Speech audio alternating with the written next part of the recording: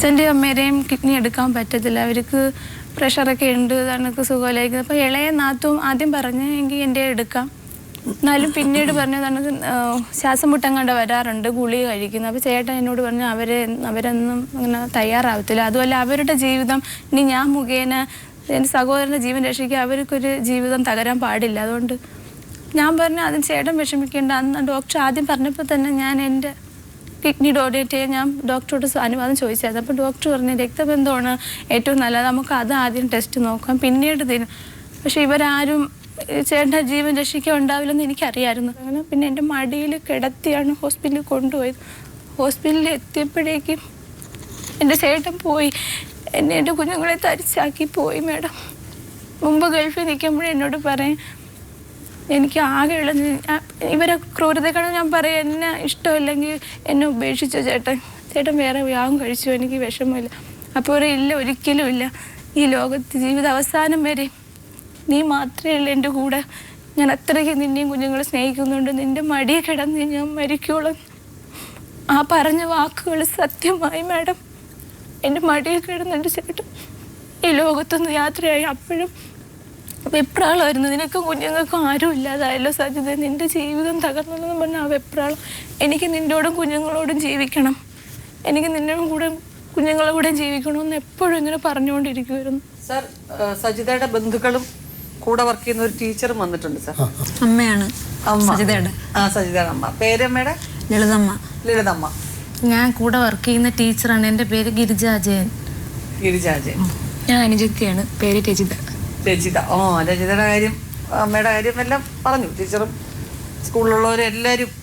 നിങ്ങളൊരു എന്താ പറയുക സഹകരണവും പ്രോത്സാഹനവും ആ ധൈര്യമൊക്കെയാണ് ഒരു ഇതൊക്കെ. എന്നാലും ഒരുപാട് പാവമായിപ്പോയി സജിത ഒരുപാട് പാവം തന്നെയാണ്. ഞങ്ങളാണ് ആ കുട്ടിയെ പിടിച്ച് നിർത്തിയിരിക്കുന്നത്, അല്ലെങ്കിൽ ആ കുട്ടി ആത്മഹത്യ ചെയ്താനെ. ഒരു വരുമാനത്തിന്റെ കാര്യം മാത്രമല്ല, ഒരു ആത്മവിശ്വാസവും എന്നും ആൾക്കാരെ ഒരുപാട് സപ്പോർട്ടുണ്ട്. ഞങ്ങൾ ടീച്ചർമാരെല്ലാവരും സപ്പോർട്ടുണ്ട്. കൂടാതെ ഞങ്ങളെ മാഡം ദീപാമണിയുണ്ട് എന്ന് പറഞ്ഞാൽ ഞങ്ങളെ മാഡം ഒരുപാട് ആ കുട്ടിയെ ഒരു മകളായിട്ട് മാത്രമാണ് കരുതിയിരിക്കുന്നത്. ഒരുപാട് സപ്പോർട്ടുണ്ട്. അവസാന ഘട്ടത്തിൽ അദ്ദേഹം എല്ലാം മനസ്സിലാക്കിയാണ് മരിച്ചതേ.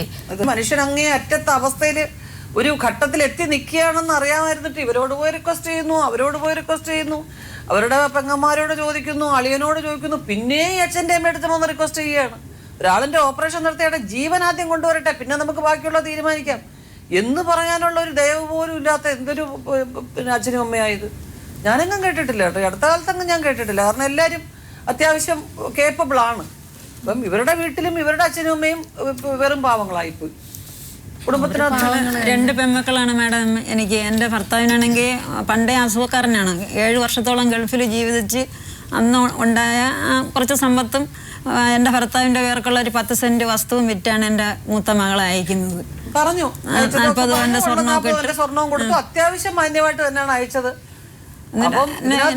ഒരൊറ്റ കാര്യം ഈശ്വരൻ ചെയ്ത ഒരു ഗുണമെന്ന് പറയുന്നത് ആ 10 സെന്റ് വസ്തു ഇയാളുടെ പേരിലോട്ട് മാറ്റി എഴുതി കൊടുത്തു. കാരണം അങ്ങനെ കൊടുത്തെങ്കിലേ ഒരു വീട് വെക്കാൻ പറ്റൂ എന്നുള്ളത് കൊണ്ടാണ് അവരന്നത് ചെയ്തത്, അല്ലെങ്കിൽ അതും ചെയ്യത്തില്ല. നിങ്ങൾക്ക് ഏതാണ് നിങ്ങളുടെ റൂം നിങ്ങളുടെ ഭർത്താവ് പറഞ്ഞിട്ടുള്ളത്, ഏത് റൂമിലാണ് താമസിക്കണമെന്ന് പറഞ്ഞിട്ടുള്ളത്, ആ റൂം തിരഞ്ഞെടുത്ത് നിങ്ങളുടെ കുഞ്ഞുങ്ങളുമായിട്ട് ആ വീട്ടിൽ കയറി നിങ്ങൾ താമസിക്കുക. ബാക്കി വരുന്നിടത്ത് വെച്ച് കാണാമെന്ന് വിചാരിക്കുക. കാരണം നിയമവും ന്യായവും നിങ്ങളുടെ ഭാഗത്താണ് എന്നുള്ളത് പറഞ്ഞത്. അതിനെക്കുറിച്ച് എല്ലാം അറിവുള്ളവരാണ് പറഞ്ഞു തന്നിരിക്കുന്നത്. മനസ്സിലായില്ലേ? ഇതിനകത്ത് ഈശ്വരന്റെ മുമ്പിലുള്ള ഒരു നീതി എന്ന് പറഞ്ഞപ്പോൾ ഈ പ്രോഗ്രാം കാണുമ്പം ആ നാട്ടിലുള്ളവർക്കും പരിസരത്തുള്ളവർക്കും എല്ലാവർക്കും മനസ്സിലാവത്തില്ലേ? ഇത്രയും പ്രായമുള്ള ആൾക്കാർ അവരുടെ ജീവിതത്തിന്റെ എല്ലാ സംഗതികളും കഴിഞ്ഞു. ഇനി കൊച്ചുമക്കളെ നോക്കി സമാധാനമായിട്ട് ജീവിക്കേണ്ടവരാണ്. മകൻ നഷ്ടപ്പെട്ടു, ഇനിയുള്ളത് ഈ കുഞ്ഞുങ്ങളും ആ ഒരു പെണ്ണുമാണ്. അത് നിങ്ങൾ അവരെ ഉപദ്രവിക്കുകയോ ഒരു തരത്തിലും ഒന്നും ടോർച്ചർ ചെയ്തിട്ടുള്ളൊരു പെണ്ണല്ല. ഇനിയും അവരുടെ ആഗ്രഹങ്ങൾ അവസാനിച്ചിട്ടില്ല. ഇനിയും അത് ശരിയല്ലല്ലോ. അത് രജിത ഒന്നും പറഞ്ഞില്ലല്ലോ. ചേച്ചിക്ക് ഭയങ്കര പേടിയാണ് അന്ന് തൊട്ടേ ഇങ്ങനെ തന്നെ. നിങ്ങളെല്ലാവരും അങ്ങ് അത്രയൊക്കെ ഉള്ളൂ. ഞാൻ പറഞ്ഞിട്ടുണ്ട് പല പ്രാവശ്യവും, ചേച്ചി എന്നാലും തൻ്റെ ഇടത്തോടെ നിൽക്കണം, ഇങ്ങനെ പേടിക്കരുത്, എന്ത് പറഞ്ഞാലും നിന്നങ്ങ് കരഞ്ഞു. പിന്നെ ഇദ്ദേഹത്തിൻ്റെ അച്ഛനെന്ന് വിളിച്ചിട്ടൊന്ന് കോൺടാക്ട് ചെയ്യാം, അവർ വന്നിട്ടില്ല. ഇപ്പോൾ അവർ ആരെങ്കിലും വന്നിട്ടുണ്ടായിരുന്നെങ്കിൽ നമുക്കൊരു തീരുമാനത്തിലേക്ക് ആ ചാനലിലേക്ക് നമുക്ക് സംസാരിച്ച് പോകാമായിരുന്നു. തങ്കമണിയമ്മയാണോ? ഞങ്ങളിവിടെ തിരുവനന്തപുരത്ത് നിന്ന് വിളിക്കുക. സജിത ഇവിടെ ഒരു പരാതിയുമായിട്ട് വന്ന് അതിന്റെ പേരിൽ വിളിക്കുക. തന്നിരിക്കുന്ന പരാതി എന്ന് പറയുന്നത് നിങ്ങളുടെ മകൻ സജിതയുടെ ഭർത്താവിനും അവകാശപ്പെട്ട സ്ഥലത്ത് ഈ കുട്ടിയെയും മക്കളെയും താമസിക്കാൻ സമ്മതിക്കുന്നില്ല, അതെങ്ങനെയെങ്കിലും സാധിച്ചു കൊടുക്കണമെന്നും പറഞ്ഞാണ് സജിത വന്നേക്കുന്നത്. അതിപ്പം തങ്കമണിയമ്മയും ശ്രീ ഗോപാലകൃഷ്ണനുള്ള അദ്ദേഹം അങ്ങനെ നിങ്ങൾ രണ്ടുപേരും സമ്മതിക്കുന്നില്ല എന്നുള്ളതാണ് തന്നിരിക്കുന്ന പരാതി. അത് എന്താണെന്ന് ഇവിടെ വന്ന അയിലത്തൊക്കെ ഒന്ന് തിരക്കി നോക്കണം സാർ. അവർക്കൊരു ഇത് തോന്നണ്ടേ, അതിനു വേണ്ടി പറയുന്നതായിരിക്കും കുഞ്ഞുങ്ങൾ വന്നോട്ടെ എന്നല്ലാതെ മക്കളെ ഇപ്പോൾ ആണ്ടിനെ കണ്ടിട്ടും മോൻ ചെന്നിങ്ങനെ നോക്കുന്നുണ്ടോണ്ട് കഥ ഉടച്ചതാ. കുഞ്ഞുങ്ങളെടുത്ത് ഒരു അക്ഷരം വേണ്ടിയിട്ടില്ല ഇതുവരെ. അവരിപ്പോൾ ഇത്ര ഏജ്ഡ് ആയിട്ടുള്ള ആൾക്കാരല്ലേ.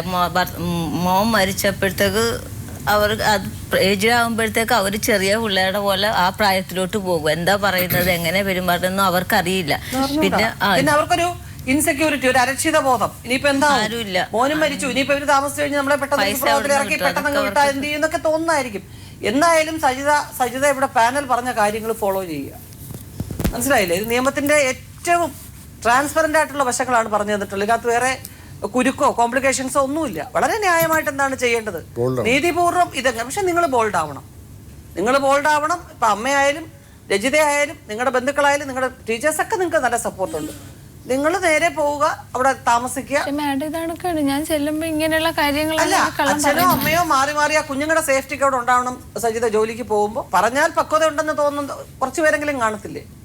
അവരോടും പോലീസ് സ്റ്റേഷനിലും ഒക്കെ ഇത് കോൺടാക്ട് ചെയ്ത് അതിന് വേണ്ടുന്ന കാര്യങ്ങൾ നിങ്ങൾ തന്നെ ചെയ്യണം. നമുക്ക് ദൂരെ നിൽക്കുന്നവർക്ക് ഇതിങ്ങനെ പറയാമെന്നല്ലാതെ ആ സാഹചര്യം നേരിടേണ്ടത് എന്നായാലും നിങ്ങൾ തന്നെയാണ്. അതിനെ നമ്മൾ റിയലൈസ് ചെയ്യുക. മനസ്സിലായില്ലേ? സജിതയാണെങ്കിൽ വെളിയിലെങ്ങും ഇറങ്ങത്തില്ല, അയൽ വീട്ടിലെങ്ങും പോകത്തൊന്നുമില്ല. ആ അമ്മയാണെങ്കിൽ എല്ലാ വീട്ടിലും ചെന്ന് സജിതയെ പറ്റി ഓരോ കാര്യങ്ങളും പറഞ്ഞ് അങ്ങനെ അവരെ വിശ്വസിപ്പിച്ചിരിക്കുകയാണ്.